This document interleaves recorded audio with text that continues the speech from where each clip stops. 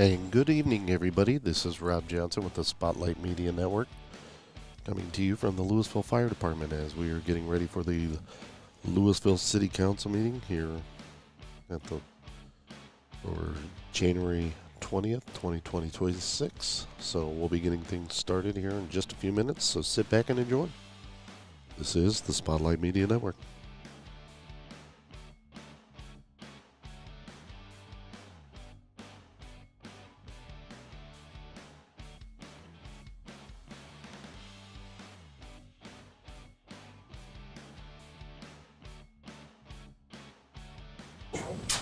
I don't know how it's going up anyway.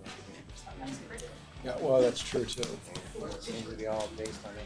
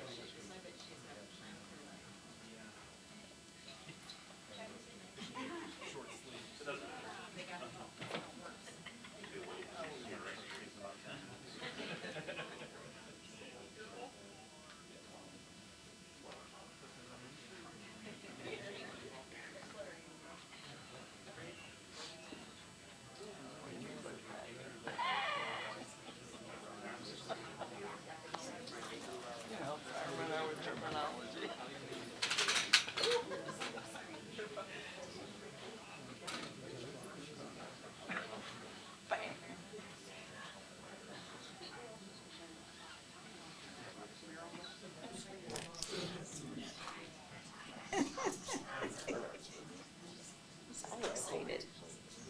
Yep. Tuesday time.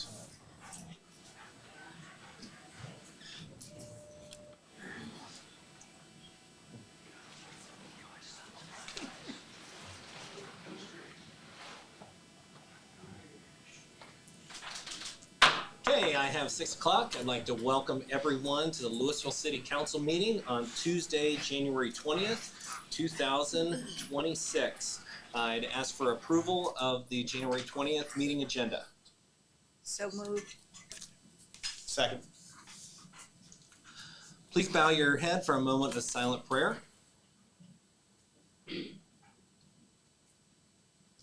Amen. Please stand for the Pledge of Allegiance.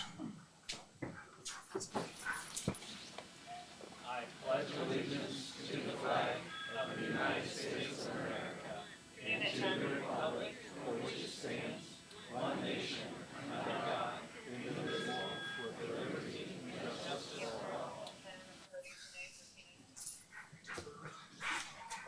Roll call. Street, Here. Aljanza, Here. Gadone, Here. McAllister Atkins. Here. Mills. And please let the record reflect Council Member Mills is excused. I have a certificate of an open meeting that the news media was notified, and I'll entertain a motion of the minutes for the January 5th, 2026 regular council meeting. I'll make that motion. Second. And I'd ask them, or we can go ahead and vote. Street, Yes. Aljanza, Yes. Gadone, Yes. McAllister Atkins. Yes.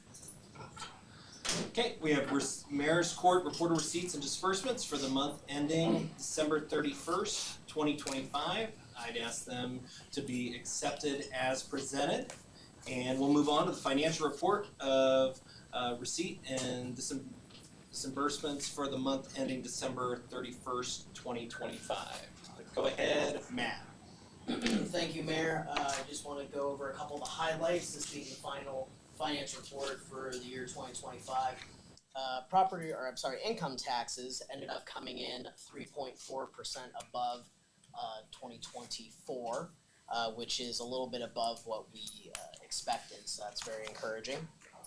I'd also like to point out on that page 2 there, the general fund cash balance, it ended at almost exactly, unencumbered balance, almost exactly what it was at the end of last year, which is a good indicator that the finances are being, department heads are doing a good job, but what's coming in is going back out. I also want to point out on the next page that the target percentage, obviously for expenditures as of December 2025, is 100%. We have a total of 70% of the appropriations were spent for all funds, which is quite low, obviously, but I would like to point out that particularly in the capital improvement fund, while only about 2% of the appropriations were physically paid out, the vast majority of the rest of it is tied up in encumbrances, purchase orders that will be paid. Okay. Any questions for Matt? Okay, we'll move on to persons appearing before council, and we'll have Mr. Ruskin come on up from the Eagles.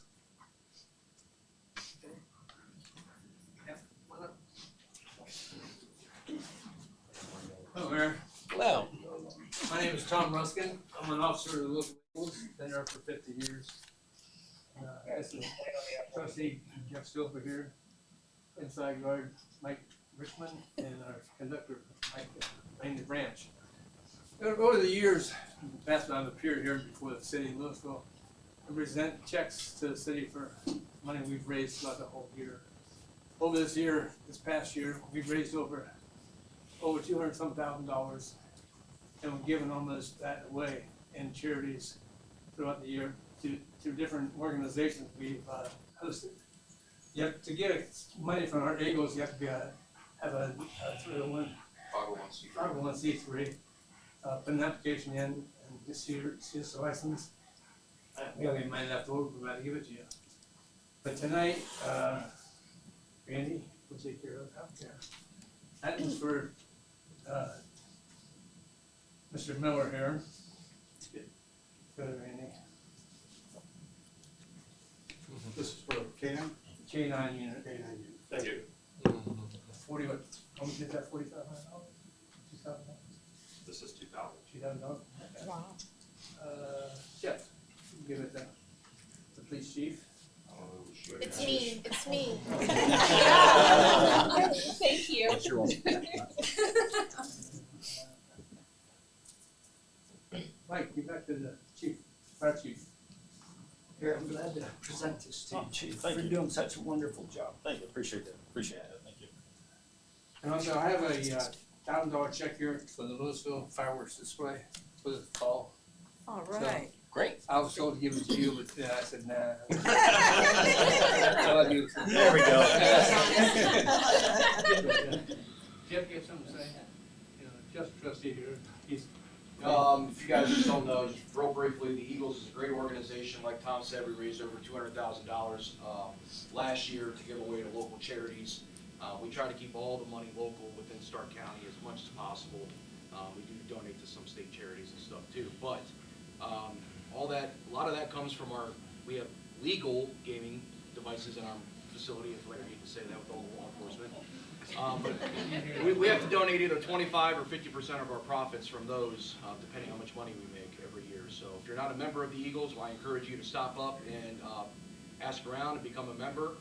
Anybody can join as long as you're not a felon. So, but yeah, thank you for having us. Mike, you have something? I've been involved probably 30 years now, and the amount of money we did for charities is just unbelievable. So we help as many people as we can. Just, thanks for letting us know. Thank you. Yeah. Very good. Thank you. Yeah.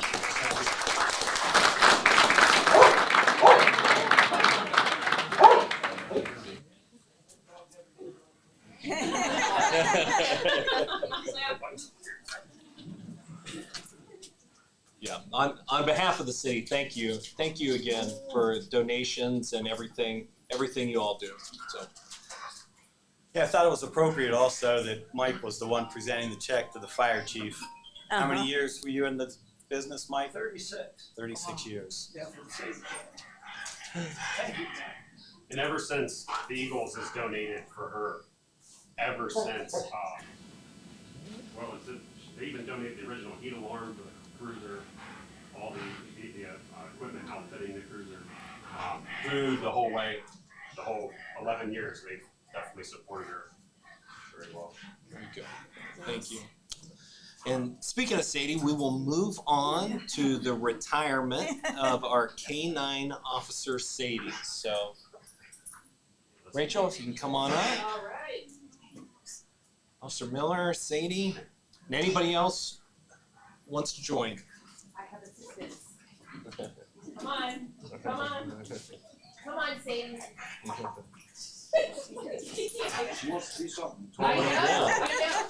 All right, on behalf of the Louisville Police Department, I would like to congratulate K-9 Sadie on her retirement and thank her and her handler, Steve Miller, for all their hard work in keeping our community safe, for their 11 years of service here in the city and in Stark County and in any other agencies that she has assisted.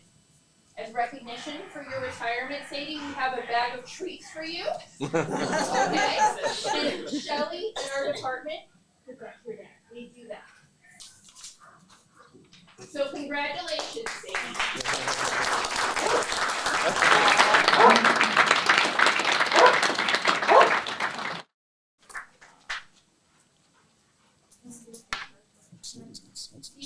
I know, yeah. She Give her a smells treat, yeah. very sick bad. Oh. For a 12-year-old, she's very active here.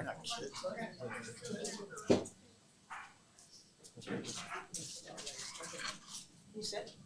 Sit.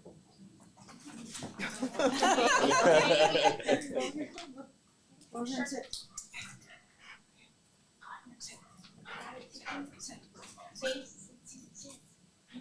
Give her the treat. Oh, here, I got it.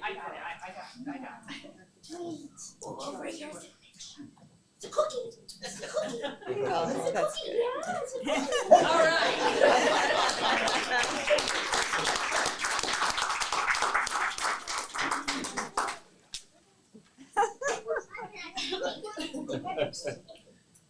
We'll go ahead and take a brief 2-minute recess, in case anybody was just here for the dogs or for the Sadie or here with the Eagles. If you would like to leave, you're welcome to leave. If not, you're welcome to stay. So we'll just take a break, 2-minute recess, and then we will continue on with the rest of our meeting. Thank you. All right, that is so cute.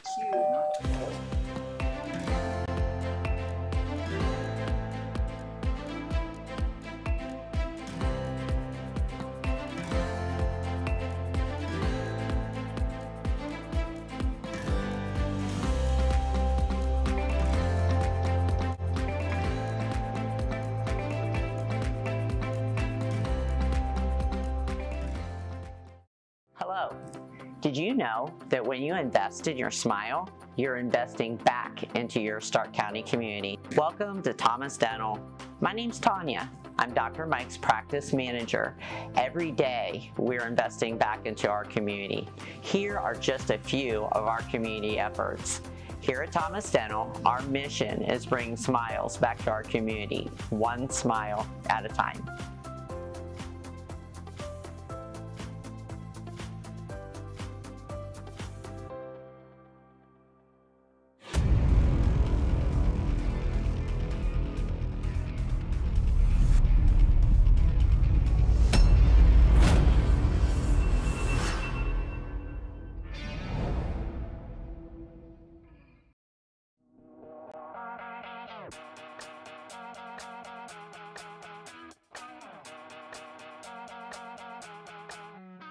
Hello everyone, I'm Tegan Evans. As many of you know, when the Louisville Herald moved on into retirement, the city of Louisville, Nimishillen Township, and all of its community members were left with a void.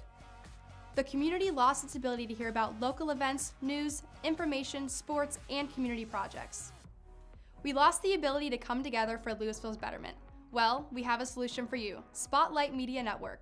Spotlight Media Network is a place anyone can go, whether it be social media, YouTube, or our website, that will display information in different formats to show the best Louisville has to offer. One last thing, if you have something newsworthy or something you would like the community of Louisville to hear about, send us an email at spotlightlouisville1@gmail.com. So if you want to see what is happening in Louisville or the best Louisville has to offer, check out Spotlight Media Network, where we know Louisville is #1.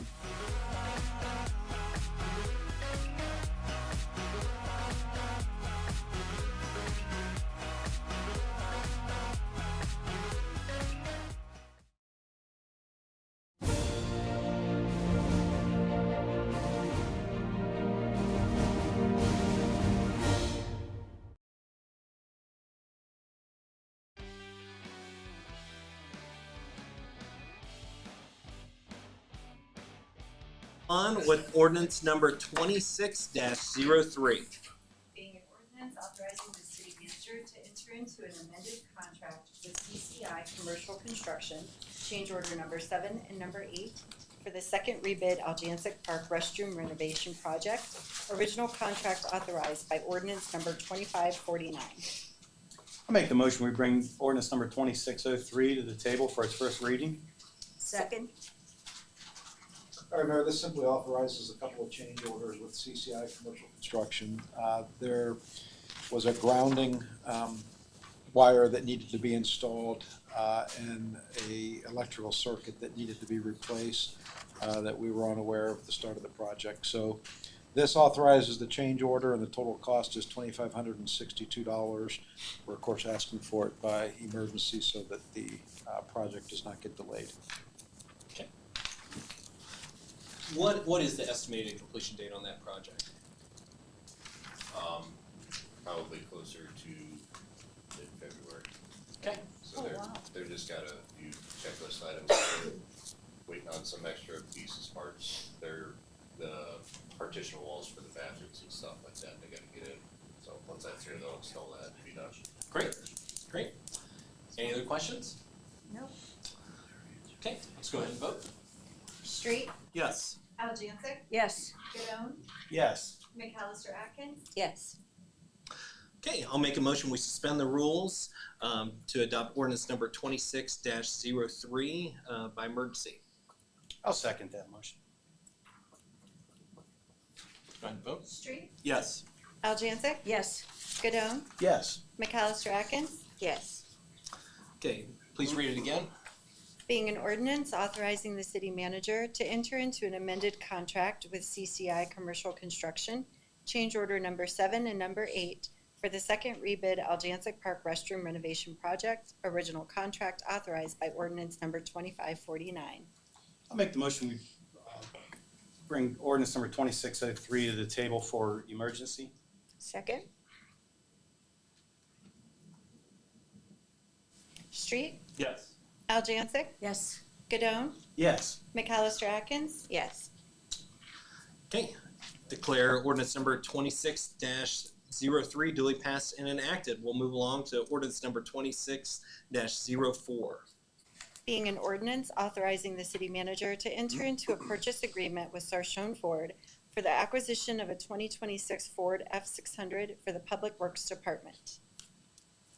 I'll make the motion, we bring ordinance number 2604 to the table for its first reading. Second. Mayor, this authorizes the purchase of this vehicle that will be used by the Public Works Department primarily for the purposes of cleaning, doing the work relative to storm sewers, cleaning up storm sewers, cleaning out the areas under the bridges along the creek. The purchase price is $74,939, and this was part of the 2026 budget appropriations. I make a motion that we accept ordinance number 26-04. Second. Yep, we can go ahead and vote. Street, Yes. Aljansic, Yes. Godone, Yes. McAllister Atkins, Yes. Okay. Move along to ordinance number 26-05. being an ordinance making appropriations for current expenses and other expenditures of the city of Louisville, Stark County, state of Ohio, for the year beginning January 1st, 2026. I'll make the motion, we bring ordinance number 2605 to the table for its first reading. Second. Mayor, Matt actually is going to detail the appropriations amendment that is this ordinance. I can certainly do that. There's quite a bit in this one. It's a bit of a large one, but I'll try to be as brief as possible. In the general fund in total, we're increasing appropriations by $239,713. $160,000 of that is transfers out for various things. That $103,000 of the capital projects fund, that is to cover actual ending balance shortfalls as well as the pitching mounds that we need to grab for the baseball fields. It's also $57,000 of the compensated absences fund. That's the fund we pay retirement severances out of just based on calculations of estimated possible need this year. The rest of it is a combination of donations, appropriating donations that we've received both near the end of last year and early this year, so they can be spent by the correct departments. And also for the electric bills at this wonderful new fire station. When we did the original budget, the electric line item for the fire department did not yet exist. So as the line item didn't exist, it was not budgeted for, so we're gonna add that in now. In the capital, then down in the capital projects fund, as I mentioned, there's $466,000. The biggest portion of this is the concession stand at the ball fields. This money was appropriated last year, but it wasn't sort of memorialized into a purchase order before year end, so it needs to be reappropriated before we can pop that purchase order in. It's also, like I said, the mounds, as well as the $50,000 for the amphitheater that was pledged by council, and also the work to get electric service to the concession stand, which I imagine it will need. Those are the biggest portions of it. The other items in the other funds represent the reappropriation of purchase orders that were closed at the end of last year that we subsequently we would like to use the funds. So when they were closed, they were popped back into the available balance.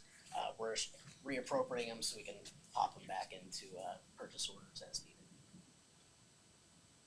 If there's any questions Anything about else? that. No, I know that's a lot. If there are any questions, I'm happy to clarify any of that. That was a condensed version, man? That was the condensed version. Oh my God. Yeah. This ordinance, per the charter, gets passed by emergency.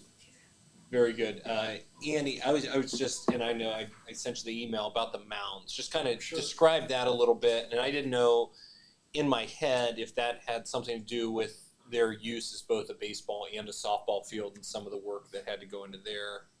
So surprisingly, they are just that expensive. As a matter of fact, the price that we're getting, that Darrell was able to negotiate, is lower than what is available on Sourcewell, which is a purchasing cooperative where bidding is done. Those are for adult mounds. We're purchasing them outside of the contract. Right now, there's some question or some conflict within the understanding of the contract. We're working through that issue, but we did not want to wait until that was resolved to order these because we do in fact want the baseball fields to be open for use in the spring. But yeah, unfortunately, they are just very expensive, but these particular mounds are just the adult mounds that would be installed or moved out to the fields for adult games. There will also be youth mounds, but this particular appropriations is for the adult one. When you say adult, I mean, I assume is there a certain age, like is it 16 and above or anything? You're probably looking at high school. Yeah, Okay. I don't know that it's age dependent as much as it is the league. Yeah, it's the height of the mound, the diameter of the mound itself, the size of it, that all plays a part in it. And our city workers will change them out if you have different people using the fields? Yeah, so they're movable. The adult mounds, they come in pieces. They probably, I don't know the exact number, but they're probably 4 to 6 pieces that they come in, and then you assemble them on the field. And then when you're done with them, you can take them apart and pull them out. The youth mounds that he mentioned, I think those are 1 piece. Those are a lot smaller. And if you'll remember during the budgeting cycle, we did ask for and you committed some additional resources to the parks because of this kind of expanding responsibility to maintain those new fields and some of the other features that have been installed in the past couple of years. Sure. I just saw the price tag and thought I was in the wrong It business. is surprising. Not being a baseball guy, I just assumed it was a mound of dirt and that was that. That's how it used to. That's what it was when. I guess if That's what it was. What 30 years ago it was. Sure. We would like move when Andy was the rec director, we would move the dirt. Oh, One thing and then move it for the little kids. I mean, we literally moved it. Right, Kathy? We moved it ourselves. We didn't have specialized mounds. Okay. Yeah, it was. Look forward to seeing them. Should be nice. Does anybody else have any other questions? All right, let's go ahead and vote. Street? Yes. Aljancic? Yes. Godone? Yes. McAllister Atkins? Yes. Okay, I'll make a motion to suspend the rules to consider ordinance 26-05 by emergency. I'll second that. Let's go ahead and vote. Street? Yes. Aljancic? Yes. Godone? Yes. McAllister Atkins? Yes. Thank you. Tiffany, read it again.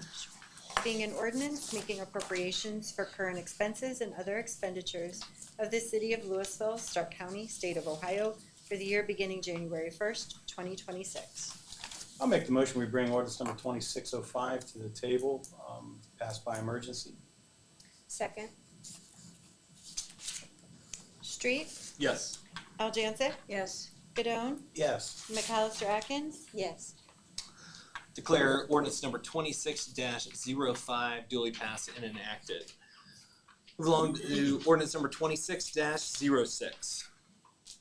Being an ordinance authorizing the city manager to dedicate an easement to Ohio Power Company, an Ohio corporation, and a unit of American Electric Power for lighting at the restroom concession stand building at Metzger Park. I'll make the motion, we bring ordinance number 2606 to the table for its first reading. Second. As you know, part of the improvements to Metzger Park were to have a restroom / concession stand installed in the middle of the baseball fields. It has actually arrived. I believe it is in the parking lot of Metzger Park now and will be installed tomorrow. So part of that installation process requires electric be run from roughly the nickel plate area to the concession stand. One of the requirements for AEP to do that is that they have an easement. So this ordinance that we are asking to be passed by emergency will authorize me to sign a contract that creates that easement for AEP so that the power lines can be installed. Okay. Any questions? Well, the only thing I have, I did make a couple phone calls today and I did find out that the only thing they're waiting on is this easement and the payment. And typically, anything that comes across in front of us, that mentions the Ohio Power Company or American Electric Power, I abstain from the vote, so if I decide to do that in the next 30 seconds, you'll know why. It doesn't mean I'm for or against. If you abstain though, unfortunately, because You won't be you able to don't pass have by all emergency. 5 council members, it wouldn't pass by emergency. I mean, you know, it's just an easement. Right, there's no I was financial kinda torn. component to Right. it. So you're okay with that? I don't think that would create an issue. Yeah, Do you it's, see it's, anything? you're, it's not improving or disproving any pecuniary interest of anybody. The agreement already exists, everything already exists, this is just enabling them to access the concession stand through an easement. And the only reason we need council to do it is because it's public property, so we're technically giving up an easement right on publicly owned land. Okay. And understand, this goes through the parking lot, so we're not giving up any land that we might sometime in the future want to do something with. Right, and that conduit's already under there, you're just pulling it in. Correct, the conduit was installed prior to the parking lot being put in. They're the only game in town. Well, It's not like we're going somewhere else. Yeah, you're exactly right. Okay, let's go ahead and vote. Street, Yes. Aljansic, Yes. Gadone, I will vote yes. McAllister Atkins, Yes.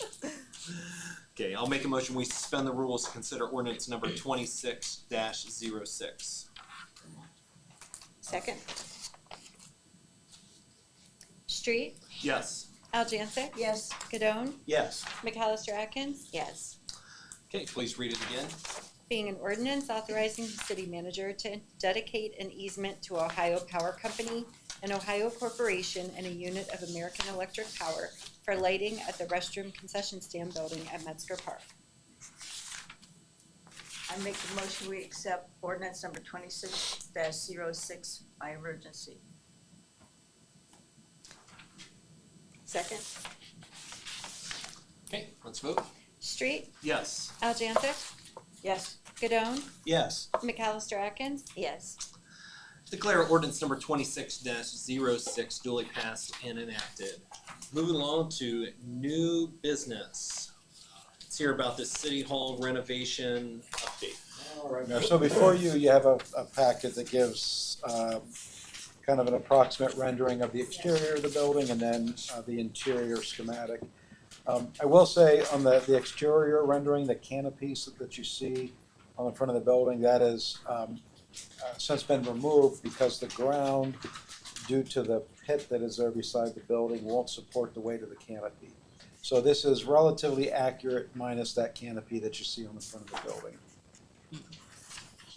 And then the interior schematic is where we are currently at, and I don't believe that it will change much as far as the design. So if we back up a little bit, just especially for the benefit of new council members, the reasons for the renovation and expansion of City Hall surround a lack of space, a lack of security, and not necessarily just to protect the employees, although that's important.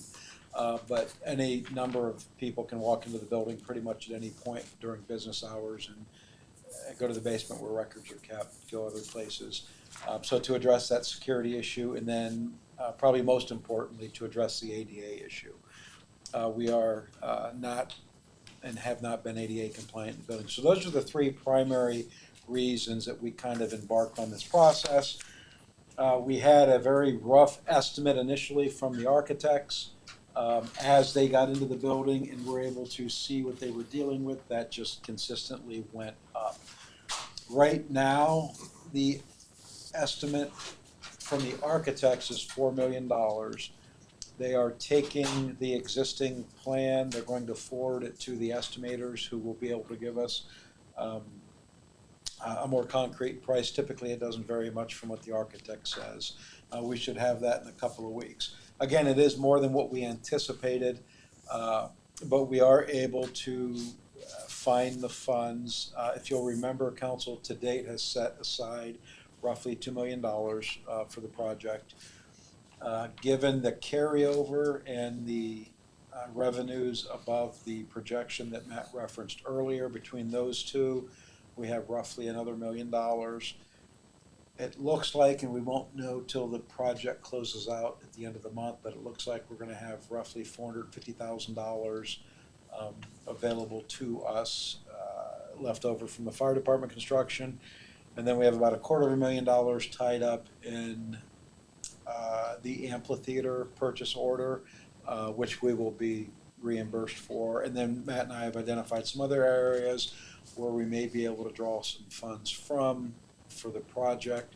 So I guess the bottom line is, it is certainly more than any of us anticipated, in large part because of the condition and some of the features of the building. But provided it doesn't go much higher, we would have those resources available to do the renovation and the expansion. Once we have that number back from the estimators, I'll certainly provide it to you. And in the meantime, not much else is going to take place. Just to give you an idea of some of the things we're talking about that have increased the cost. If you've not been in the basement, there's the basement level, but then within the basement, there's a rise that you step up to go to the restrooms and to go to, there's what used to be a fitness room, but what will probably be a break room. We have to make that ADA compliant. Because we have to do that, we have to bring the remainder of the basement up to code, which involves fire suppression systems, an air exchange handler, which doesn't currently exist, probably wasn't required when the building was built. And because you're doing those things, you have to remove the ceiling, and because you're removing this, it just snowballs into cost, and we're finding things like that all over the building. One of the things the engineers discovered, the exterior walls aren't insulated. So part of the cost that wasn't anticipated is to provide furring strips, insulation, and drywall to reduce the energy cost of the HVAC system. So again, kind of every time we turn around, there was something that was going to cost additional money, again, because of the condition of the building, because of the way the building was made, because we really haven't made any meaningful improvements to the building in decades. But that's where we're at this point. They did provide, I guess, an alternate. They said you could probably build a building for that amount of money if you have the land. It certainly, if I can pass that around, that's just an image of something that they suggested. That's about 8,000 square feet. They would estimate if you do it on a budget, you could probably do it for $500 a square foot. Where are we gonna be at? Where are we gonna be at the square foot? Right now, we're at $4 million. But I mean, square foot wise. Well, that's kind of one of the issues. We have roughly 8,000 square feet available to us on the main floor of City Hall, if you include the fire department bay. We have another roughly 4,000 square feet in the basement that we have access to that we currently use for storage. So to do something new, we of course would be giving up square feet.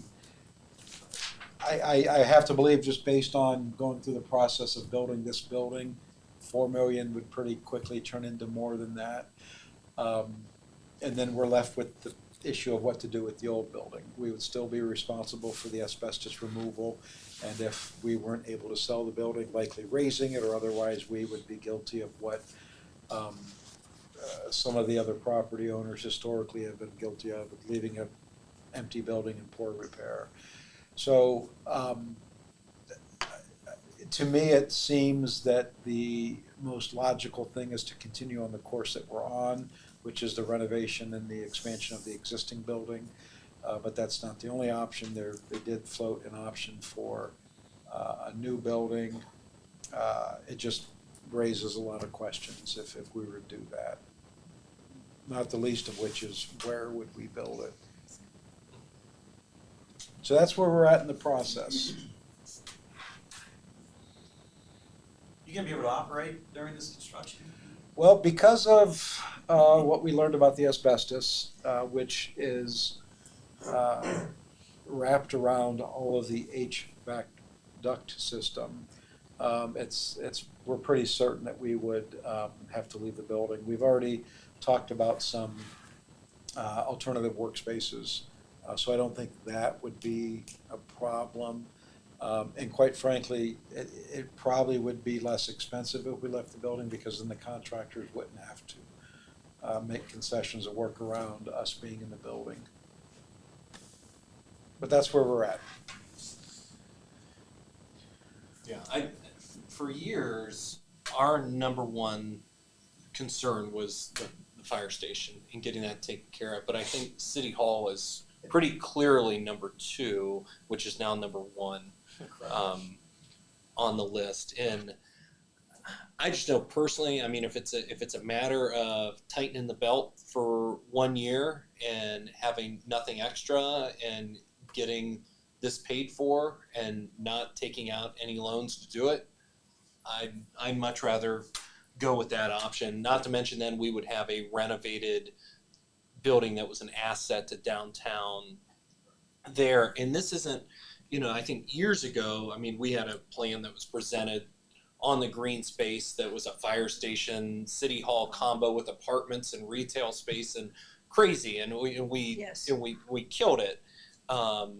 It wasn't feasible. This is just the basics in providing good, responsible government, to the citizens and upgrading, where the law says we have to and where it makes sense to for employees. So I would be all in favor of just taking what we have now, taking the cash that we think we can save if we're not spending anything extra, for the remainder of the year, and just moving forward before the, $4 million today is going to be $8 million in a couple years. Sure. And from a historical perspective, we have looked at this in the time that I've been here, probably no less than a dozen times. And we unfortunately never could really afford to do it. But to your point, Mayor, the cost has not gotten less. It just consistently goes up and up and up. We're fortunately in a position where it's a one-time expense. It won't be a reoccurring expense like the bond repayment for the fire department is. We could do it, be done with it, and that, you're right, at this point is our biggest priority in terms of facilities, capital, or infrastructure. That's definitely the biggest priority. We can do it, be done with it, and move on. That would be, I think, the most logical thing to do. The current building hasn't been renovated in a long time, right? We've gone a long time without doing anything. In my 28 years here, the only thing that I can remember of any consequence that was done to the building was a pitched roof was put on it because it was constantly leaking and they couldn't repair it. So they put a pitched roof on the building. That was probably without question, actually, the biggest improvement that's been made to the building. But if of course, council is welcome to come to the building anytime. We can show you what we're talking about. It's just it's time to do it's something. time. Would we be creating some parking where the pad we recently replaced for the fire, would that create some additional parking on the backside of Gorgas? Correct. The thought is that that is where the employees would park during the day, which would open up more of the municipal lot to whoever needed to use it. And then, of course, in the evenings or weekends, it would be available for public parking. When we were first talking about building a fire station and rehabbing this building, we did some kind of estimating based on what was going to become available to us, and it was somewhere between, if I remember correctly, an additional 20-25 parking spaces downtown, because we weren't going to have reserved spaces for the fire department. On the other side there, we weren't going to have to keep that free because they were garage door for the fire trucks. So yeah, we will increase the availability of parking downtown. Great. What would you like from us? So I guess, just want to make sure that council wants to continue to move in this direction with the architects and the engineer. The next step, once we got that estimate and it was something that we wanted to move forward with, the next step would be that it goes to engineering. The engineers would have a couple of months to do all the engineering for the project. After that, it would be put together in the form of a bid package with the architects, and we'd go out to bid. Ideally, if everything continues to go well, I would think that by summer, we'd be able to go out to bid. hopefully be able to start on the project early fall. And they anticipate, they at this point, they're estimating 9 to 12 months to get the project done. Great. Do you want to transition to talking about? Sure. So the other packet that you have are two, one overhead and one street level rendering of what could be done with Mill Street. So the original design from the same artist was a little more grand, but we got the estimate for the total cost of everything that was included in that rendering, and it was $3.4 million, with a big portion of that being the road that would go through the north part of the existing green space out onto East Main Street. So what we did, rather than keep those plans and hope that maybe one day we could afford it, we did a second rendering with a plan that we believe is going to be much more affordable and something that we can actually move forward with. So ideally, what we would just want is essentially agreeance from council that this concept works, and what we would do then, I've already had a number of discussions with Adam from Unhitched. What we would do then is kind of really get serious about solidifying property lines, what would be given up, what would be swapped, that sort of thing. Because I believe that would probably need to be done before we hired an engineer to engineer this project. So again, it's very different than what was originally proposed, but I think definitely doable. And this would essentially be the first phase. If you'll remember, the initial rendering showed an extension of Umbrella Alley. That could still happen in the future. This would be consistent with that potential.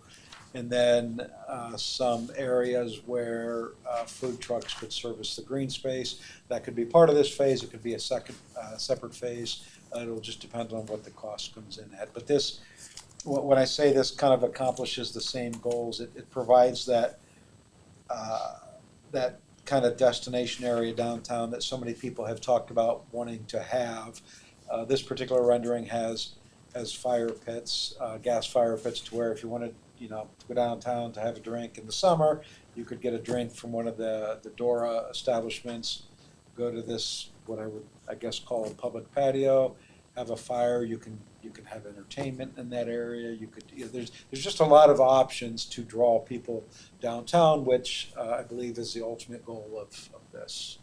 So this would not be like it is now, where it's only Unhitched that people can get drinks at, you could bring anything here?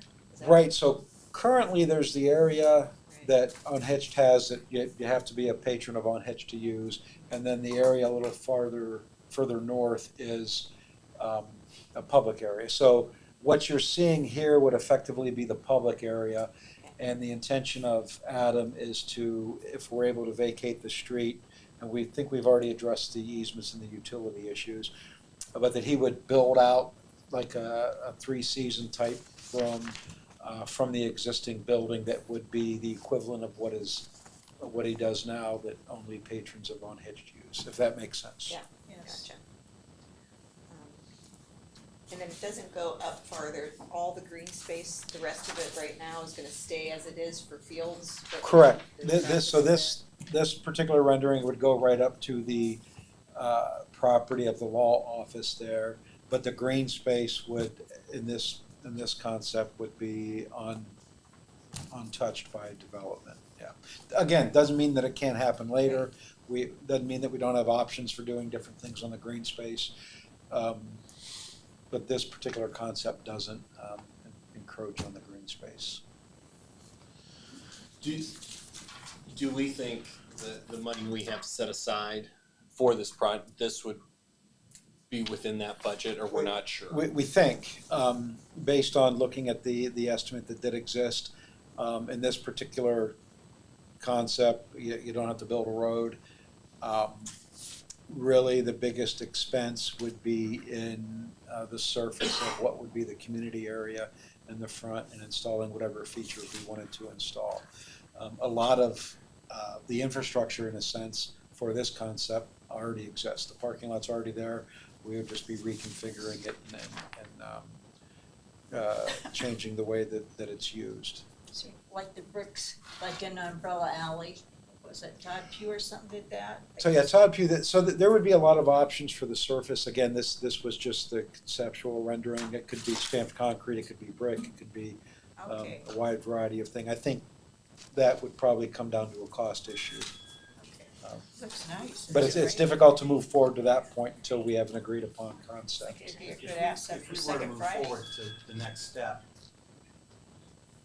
like if we were to decide and give you a motion to move on to the next step, would that include, or would you then start looking into what the cost of raising that drive-through would be? Yeah, you're right. Once we have the concept agreed upon, we would start talking about what properties we'll swap, how we will work into that process, what some of the cost will be to accomplish it. I'd be interested to see what that costs. It's not that big of a structure, I can't imagine it. But yeah, that would certainly obviously be something that we would need to make part of the budget. I don't think there's any interest by anybody to maintain the drive-through. I'm sure. I just So- wanna make sure that we find that out Sure, early sure, on. yeah, definitely. Yeah, another thought there, I mean, if we go down to a one-way, if that still would be considered Mill Street, kind of branching off there, like, would that light really be necessary? Right, Or would you go to just like a blinking yellow, since it's already there, Yeah. just to kind of slow traffic? But I don't think, if you got a one-way there, I don't think you'd really need. Correct. We've had conversations about getting a traffic engineer's opinion on whether or not we could just remove all of those traffic lights. Because you're right, at that point, it becomes a T intersection like many of the other ones along East Main Street that don't have traffic lights. I mean, I love the other concepts, but if we've got something we can afford and something that we can get done and not sit in a binder on a shelf, I'd rather. And I think this accomplishes the same goals for what we were trying to do. It's just a scaled down version.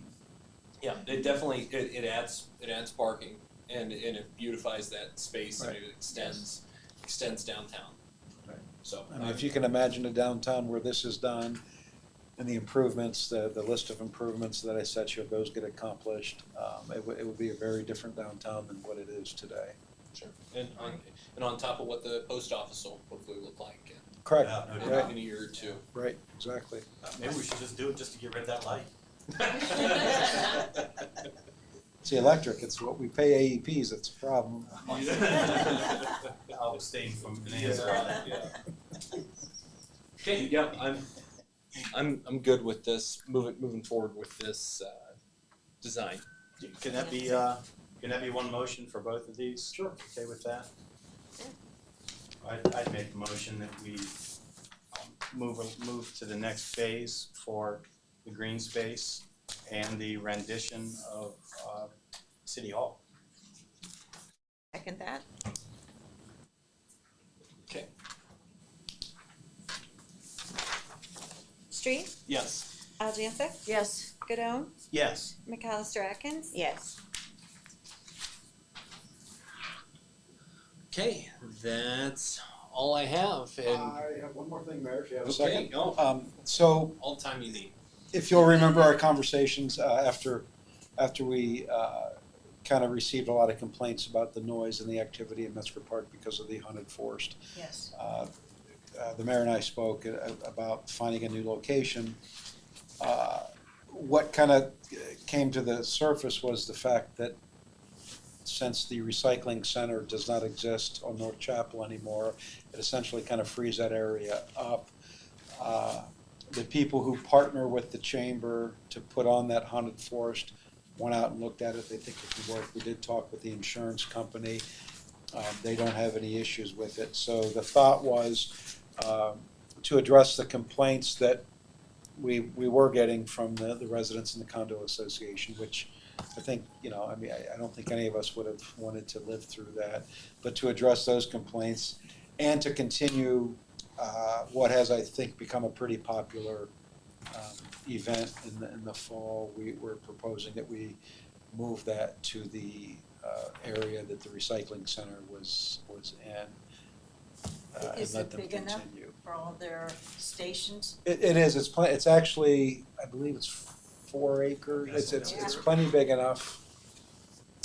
It, Okay, I didn't Yeah. know, I only knew this part here. Yeah, I didn't know it was that big either. yeah, it is, and surprisingly, I had, quite frankly, always believed that the entire parcel was a flood zone. And it's actually not, it's kind of the fringes of the parcel that are a flood zone. We researched it, found the maps online. But have you seen it flooded?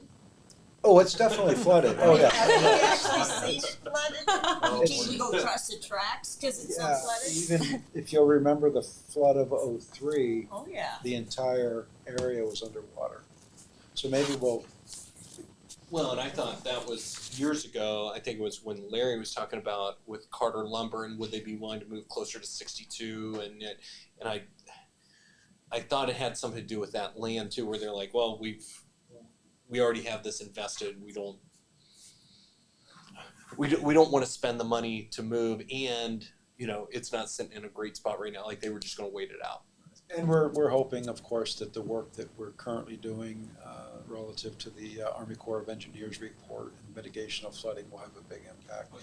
Certainly isn't going to guarantee anything, but we're hoping to. Probably why we lost Trilogy Plastics.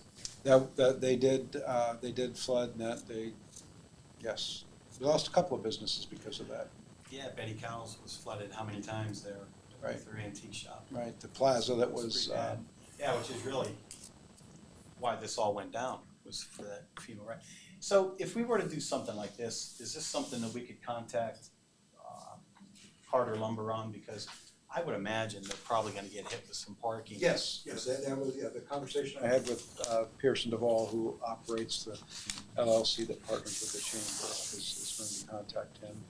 We looked at it, there's quite a bit of parking down there just on the city's property. And along, it looks like a driveway, but that's actually a dedicated street beside it, North Street, Yeah. correct. Yeah.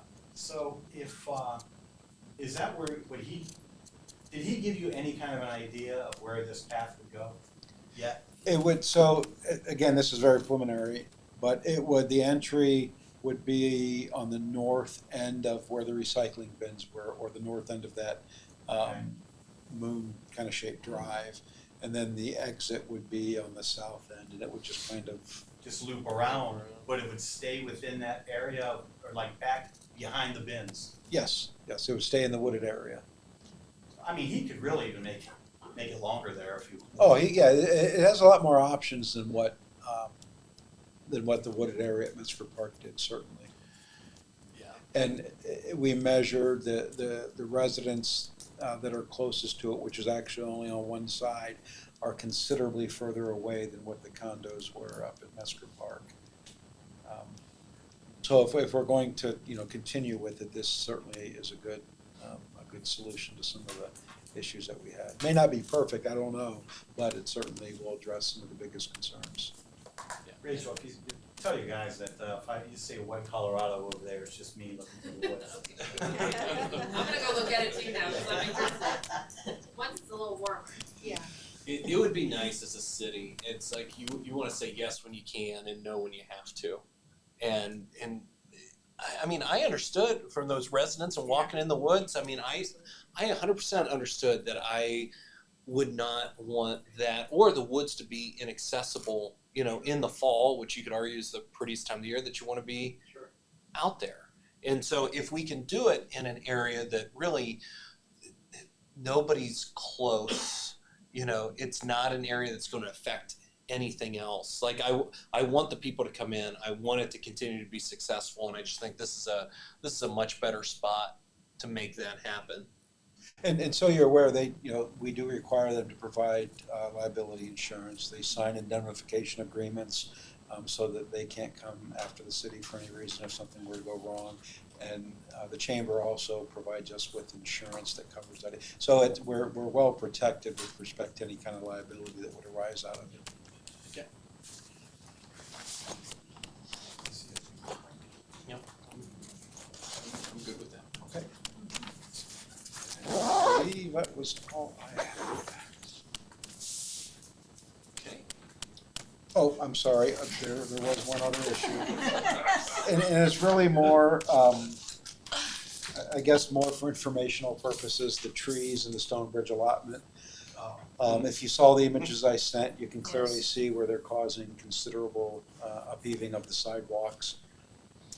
We don't know, 25 plus years ago when the development was put in, we don't know if the developer was aware of the mandated trees or if the trees were mandated, but in any event, it doesn't matter because they're doing what they're doing. So what our position was is that, of course, we would work with the residents, but we would remove those trees that are currently causing the sidewalks to upheave, and then have an arborist look at the remaining trees to see if we can expect the same thing from those, and then if we can, probably have those removed as well. Again, this isn't on like what we have done in other areas of the city. This is just probably much more large scale than anywhere else we've removed trees for this purpose. This would be a replacement program? No, we wouldn't replace trees in the, at this point, there would be no plans to replace trees in the Devil Strip. These are like the trees that were going up Chapel Street and down Main Street. Correct. That are upending the sidewalks. Correct. So we took care of that, so that Yeah, would be the same thing. Yeah, we've removed several trees for the same reason. Now, you're saying it's not, because did the tree board replace those trees on South Chapel there? I mean, some of those were. Some of them got, but we knew what trees to put in, that the roots The trees would get, the trees that were put in, that were replaced were of a variety that. They were small, miniature, and the roots wouldn't come up, like I would ride my bike and you'd be, geez, please, hoping not to fall. Jump. Yeah, they just. So we would just be going to those ones that are causing the issues with the sidewalk. Well, we'd start with those, and then if there are sidewalks that are fine, but an arborist says you're gonna have the same issue, the thought would be to remove those as well, so that we're not forcing residents to replace their sidewalks because of an issue that could have been prevented. Yeah, and the other thing is that a lot of the smaller trees, our service department can probably take care of those up to a certain point. So that would obviously save. Reduce cost. And what was the total number of trees? Do we have an idea? Well, the total number of trees in the curb lawns in the neighborhood is just over 150. Now, Wow. whether or not those, it is, it's, and that's why we're bringing it to your attention. It's a lot of trees. Now, in the older part of the neighborhood, or the newer part, I should say, of the neighborhood, we're not experiencing the same thing, but we don't know if it's because they're a couple of year younger trees, or if the developer who did those homes put in a different tree, and that's what we would rely on an arborist to tell us.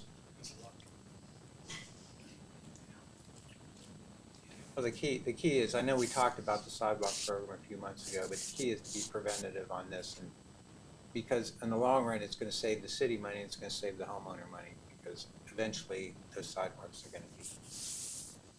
Yeah, if you've seen the images, some of them are pretty bad.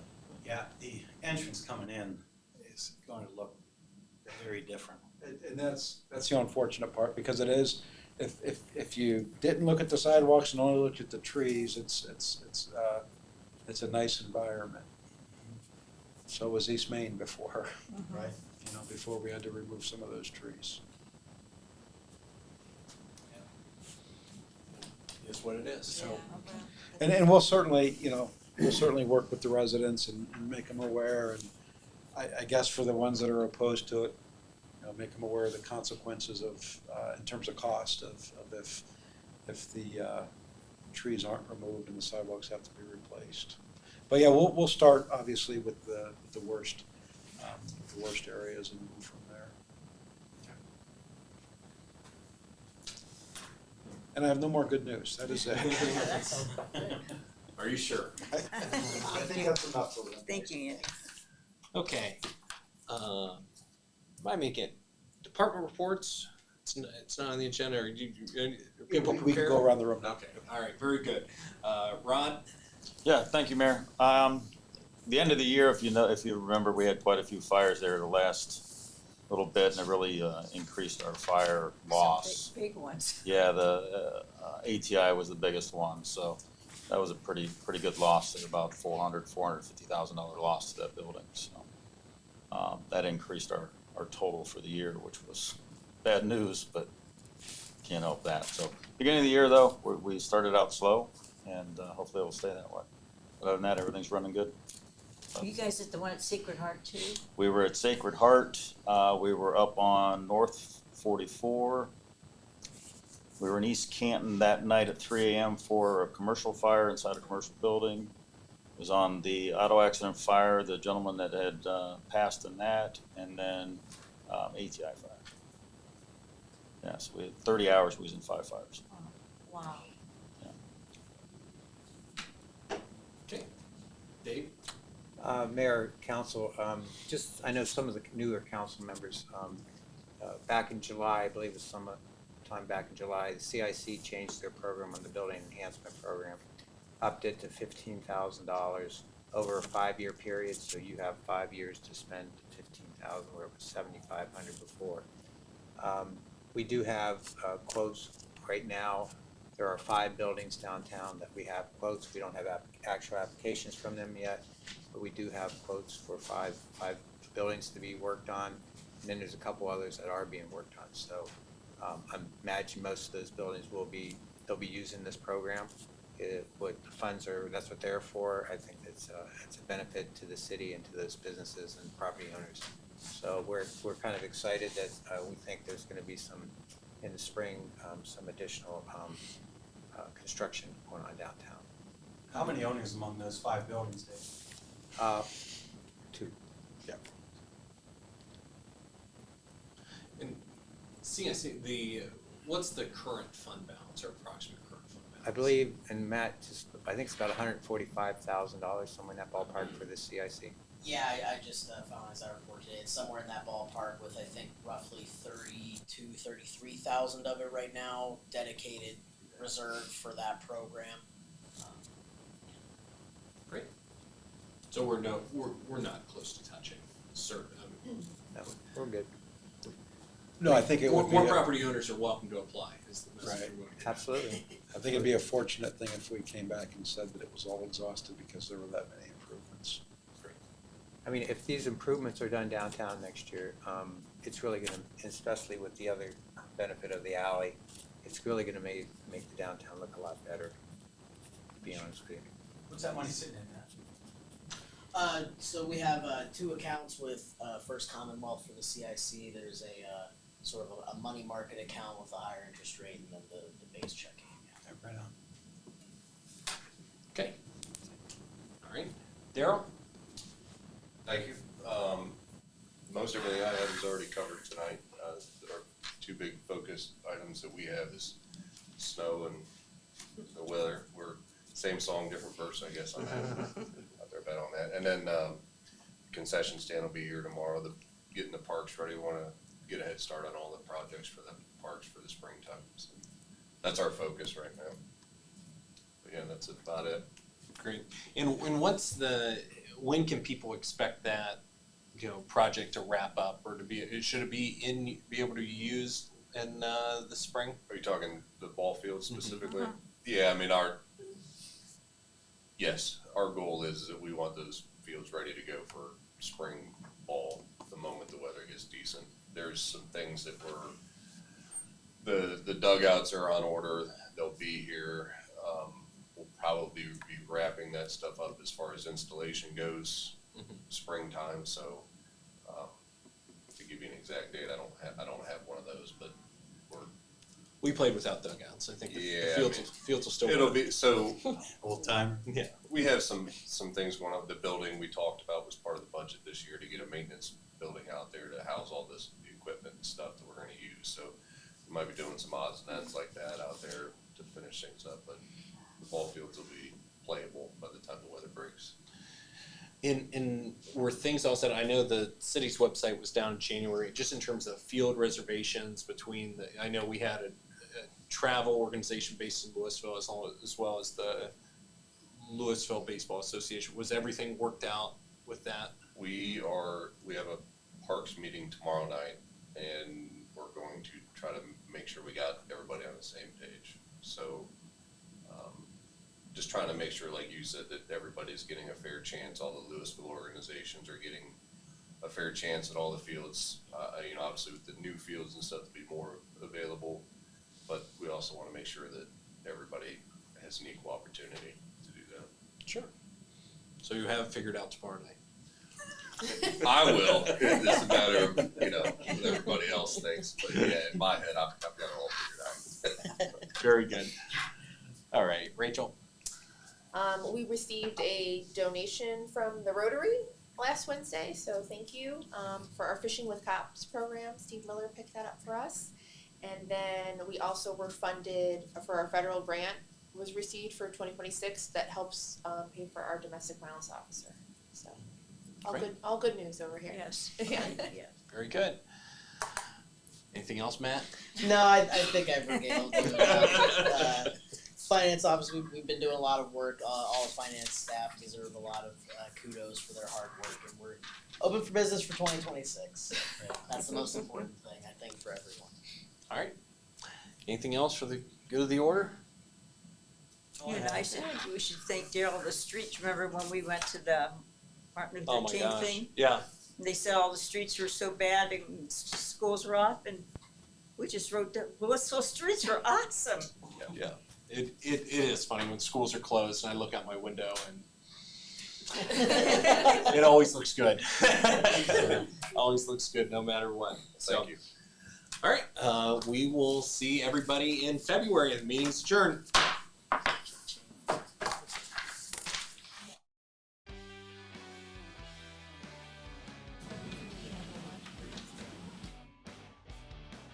And that was the Louisville City Council meeting for January 20th, 2026. I want to thank everybody for joining us this evening. It was very, very informative, and I think there's a lot of great things coming to Louisville. So, again, thank you for joining us this evening, and we will see you in February. This is the Spotlight Media Network. Have a great evening, everybody.